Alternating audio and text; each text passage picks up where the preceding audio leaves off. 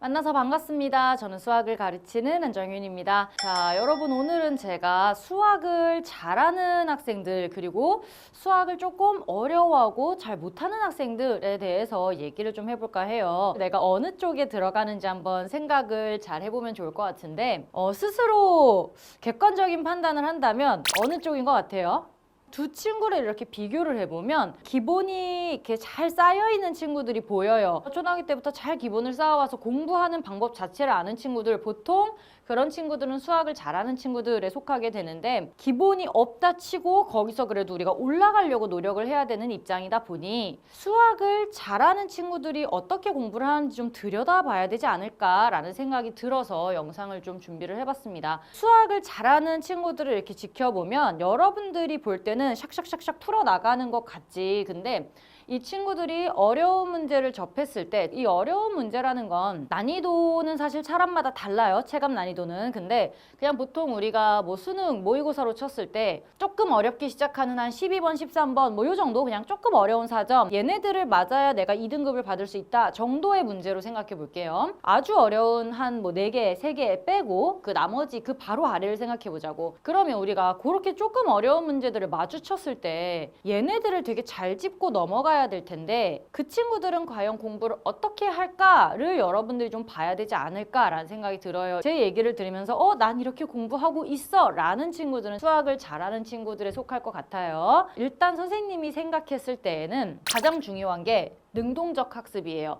일단 능동적 학습이라는 건 스스로 공부하는 방법을 알아야 된다는 거예요. 그래서 선생님이 생각했을 때 맨 처음에 뭐라고 얘기를 했냐면, 차근차근 공부를 해와가지고 자기가 공부를 어떻게 해야 되는지 아는 친구들이라고 한 이유가, 자기가 공부를 꾸준히 해왔으면 모르는 문제를 딱 만났을 때 내가 이걸 어떻게 대처를 하고 그거에 대한 복습을 어떻게 하고, 선생님이랑 같이 공부를 하면서 인강을 들으면서 또는 학교에서 수업을 들으면서 학원에서 수업을 들으면서 누군가에게 설명을 들었을 때 그걸 받아들이는 방법을 알고 있는 친구들이 능동적 학습을 하고 있는 친구들이에요. 여러분들이 오해하면 안 되는 게, 선생님 저는 인강을 들으면서 선생님 수업을 듣고 있는데 제가 여기서 능동적 학습을 그럼 이미 안 하는 거 아닌가요? 그게 아니지. 선생님이 알려주는 걸 여러분들이 어떻게 받아들이냐가 중요하다는 거예요. 선생님이 얘기를 한단 말이야. 얘들아, 이 문제는 이렇게 해가지고 이렇게 풀어야 돼 라고 하면서 제가 항상 뭐라고 말해요? 이걸 선생님이 항상 중요시 생각하고 늘 강조해서 말하는데, 얘는 그러면 너네가 문제를 봤을 때 어떻게 시작해야 돼? 이런 얘기 많이 하죠. 문제가 계속 다르게 나오는데 단순 암기로 할 수 있는 시대는 지나갔고, 문제가 이렇게 쭉 나왔을 때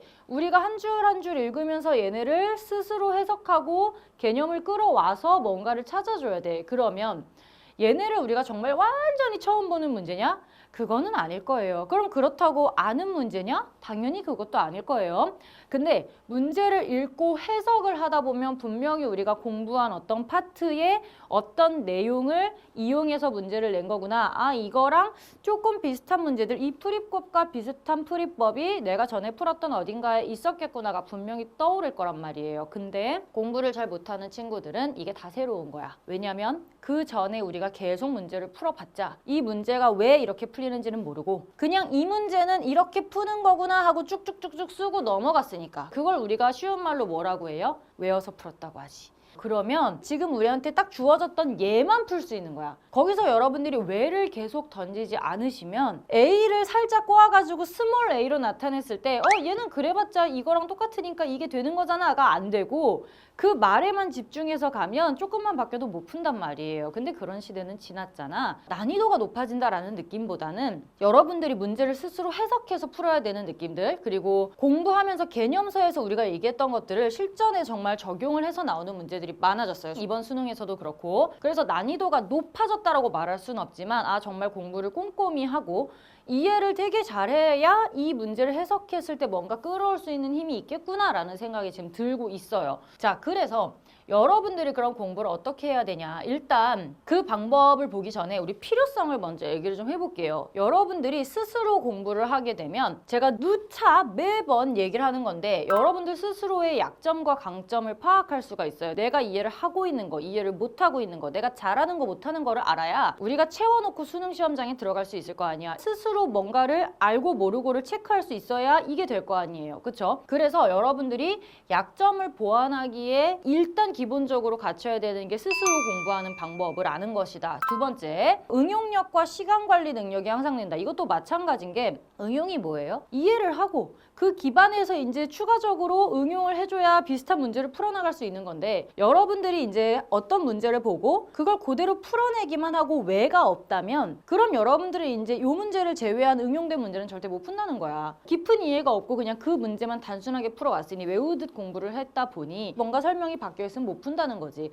그러면 응용도 안 되고 당연히 시간 관리도 안 될 수밖에 없어요. 그러니까 여러분들이 주도권을 잡아야 되는데 문제를 보면 막 쫓기는 거야 계속. 그런 마음으로는 풀 수가 없죠. 자, 능동적 학습을 하려면 어떻게 해야 되냐? 자, 제가 처음부터 꾸준히 말하고 있는데 여러분들이 왜를 자꾸 던지셔야 돼요. 근데 이 왜가 이해가 안 돼서 드는 왜가 아니야. 솔직히 쉬운 문제는 왜가 별로 안 붙어요. 왜냐면 너무 쉽기 때문에 여러분들이 이미 주도권을 갖고 있어. 모의고사 앞에 한 8문제, 9문제는 여러분들이 쓱 풀 수 있잖아. 거기서는 왜가 필요 없어. 왜냐면 보이거든. 개념 공부만으로도 얘가 충분히 된단 말이에요. 근데 문제는 뭐냐면 개념 공부를 다 했는데 이제 어려운 문제가 나왔을 때 여러 가지의 개념을 복합적으로 사용하면서 이 문제에 나와 있는 내용을 뭔가 다르게 해석해서 개념으로 만들어야 되는 이 과정을 못하니까 조금 어려운 문제에선 제가 항상 이런 얘기를 많이 하죠. 얘들아 이거 왜 이렇게 시작해야 돼? 그럼 이런 문제가 나오면 어떻게 해야 돼? 이 말을 계속 하는 이유가 비슷한 느낌이 나왔을 때 여러분들이 거기서 얘니까 이거를 써야 돼를 끌어내시려면 조금 난이도 있는 문제들에서 그 왜를 계속 여러분들이 짚어가야 된다는 거예요. 그런 생각이 들 수 있어. 제가 문제를 풀어드리면 아씨 이거 이렇게 푸는 거구나.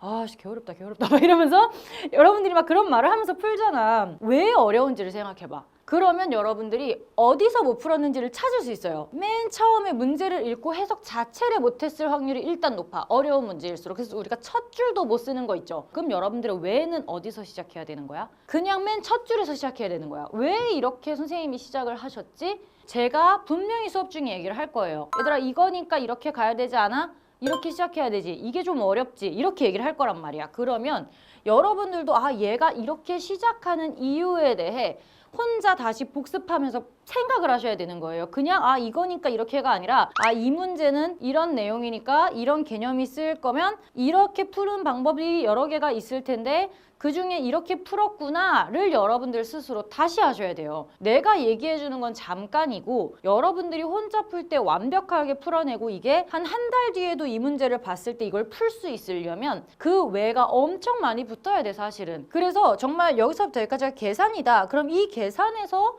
그냥 주르륵 넘어갈 수 있어. 근데 그걸 제외한 위아래로는 분명히 많은 외가 붙어야 된다는 거예요. 항상 제가 이제 조금 고난도 문제 푸는 시점쯤에 또 얘기를 하는 게 단계 나눠가지고 어떤 단계에서 내가 넘어가지 못했고 어떤 단계에서 이해를 못했는지를 스스로 잘 찾아내야 된다. 그리고 왜 못 풀었는지를 찾아야 된다라고 얘기를 계속해요. 그 왜만 찾으시면 몰랐던 부분, 약점을 찾은 거예요. 그래서 이 약점만 찾아내면 채워넣을 수 있어. 그럼 걔네들을 많이 채워넣으면 채워넣을수록 여러분들 지식의 빈 공간이 적어지는 거죠. 그게 너네가 모르는 파트인 거야. 그러면 이것들이 채워지다가 어느 순간 요게 꽉 차면 어떤 문제가 나와도 여러분들이 그 양옆에 걸 막 조합해서 찾아낼 수가 있는 힘이 생겨요. 그거를 못하면 여러분들이 고난도 문제를 못 풀어.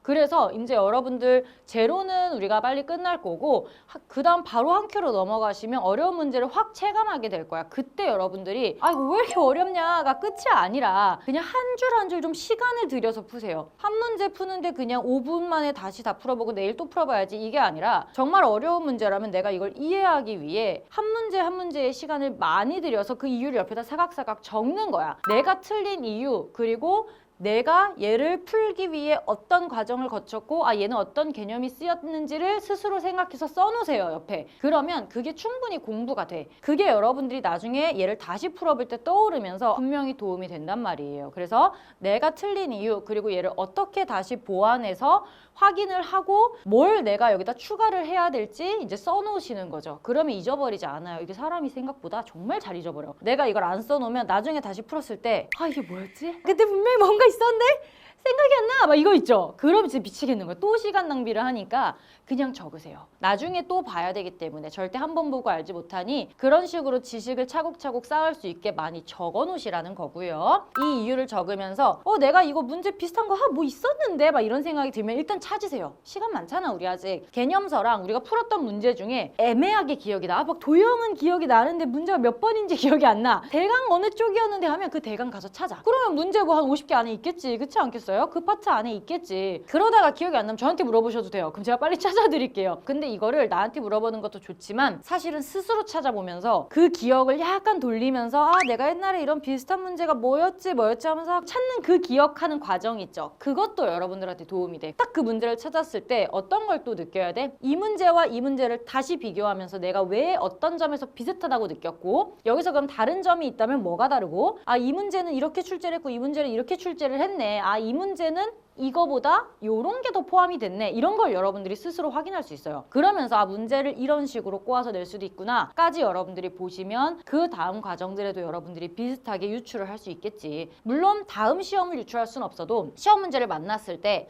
이거면 이 파트인데 여기서 그럼 어떻게 꼬은 거지? 이런 식으로 생각할 수 있는 힘을 가질 수 있다는 거예요. 그게 없으면 여러분들 되게 힘들어져. 그래서 제가 말하는 능동적 학습은 자기주도 학습을 열심히 해라 이게 아니야. 물론 복습도 하고 다 하지만 당연히 여러분들이 누군가한테 배울 거야. 선생님한테 수업을 들었으면 그거를 받아들이는 방법에 대해서 얘기를 하는 겁니다. 그것만 잘하셔도 모든 과목에서 비슷하게 생각할 수 있어. 왜를 계속 스스로 던져보시면 그거에 대한 답을 스스로 찾는 과정에서 굉장히 많은 발전이 있을 겁니다. 무슨 얘기인지 아시겠죠? 제가 수업하면서 여러분들 계속 왜를 던질 수 있도록 저도 계속 설명을 드릴 거예요. 이제 여러분들이 문제를 풀어나가야 되는 시험을 봐야 되잖아. 이제 여러분들은 주도권을 잡으셔야 됩니다. 여러분들이 주도권을 잡는 순간 성적이 따라올 수밖에 없어요. 이 문제에 쫓기면 내가 성적을 막 찾으려고 가는 거잖아. 근데 내가 이걸 딱 잡고 중심을 잡고 문제를 풀기 시작하면 성적은 당연히 거기 따라올 수밖에 없는 거니 여러분들 자신감을 좀 키우셔야 되고 그 자신감을 키우려면 여러분들 스스로 알고 있는 내 지식의 구멍에 왜를 던져서 계속 답을 넣으셔야 돼요. 그래야 그 구멍을 채워 넣으셔야 스스로 자신감이 생기면서 문제를 풀 때 주도권을 잡을 수 있습니다. 아시겠죠? 이제 앞으로 만나는 문제들을 좀 접하면